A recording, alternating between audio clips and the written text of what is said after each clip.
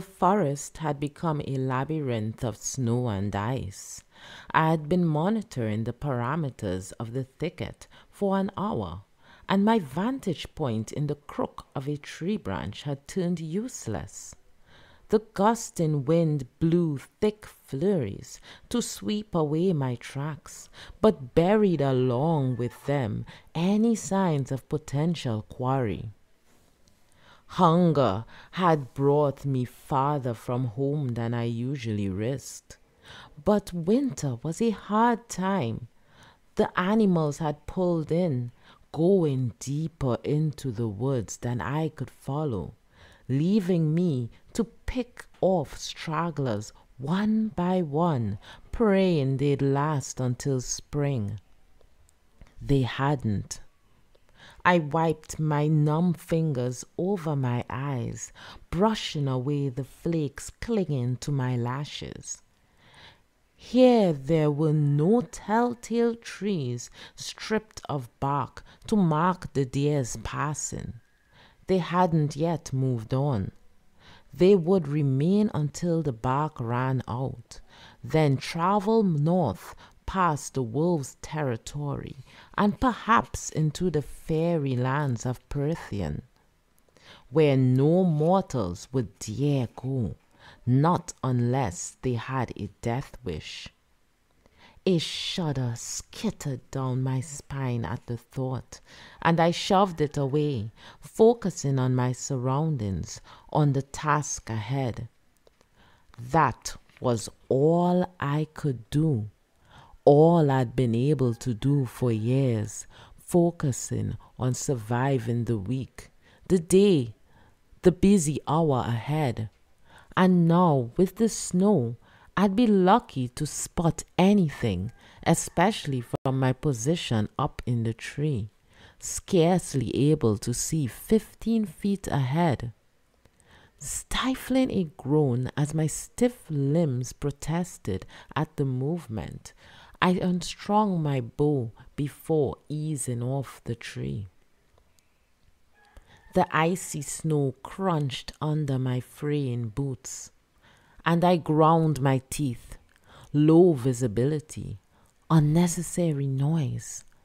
I was well on my way to yet another fruitless hunt. Only a few hours of daylight remained, and I didn't leave soon. I'd have to navigate my way home in the dark, and the warnings of the town hunters still rang fresh in my mind. Giant wolves were on the prowl, and in numbers. Not to mention the whispers of strange folk spotted in the area, tall and eerie and deadly. Anything but fairies, the hunters had beseeched our long-forgotten gods, and I had secretly prayed alongside them. In the 8 years we'd been living in our village, 2 days' journey from the immortal border of Prithian, we'd been spared an attack. Though traveling peddlers sometimes brought stories of distant border towns left in splinters and bones and ashes. These accounts, once rare enough to be dismissed by the village elders as hearsay, had in recent months become commonplace whisperings on every market day.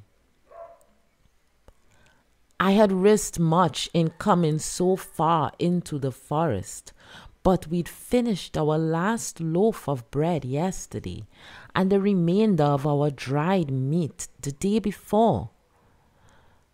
Still, I would have rather spent another night with a hungry belly than found myself satisfying the appetite of a wolf or fairy.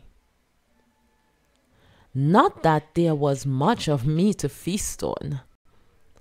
I turned gangly by this time of the year and could count a good number of my ribs.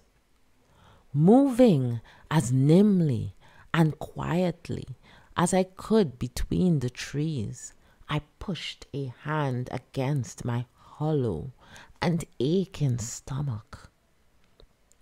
I knew the expression that would be on my two elder sisters' faces when I returned to our cottage empty-handed yet again. After a few minutes of careful searching, I crouched in a cluster of snow-heavy brambles. Through the thorns, I had a half-decent view of a clearing and the small brook flowing through it. A few holes in the ice suggested it was still frequently used. Hopefully, something would come by. Hopefully.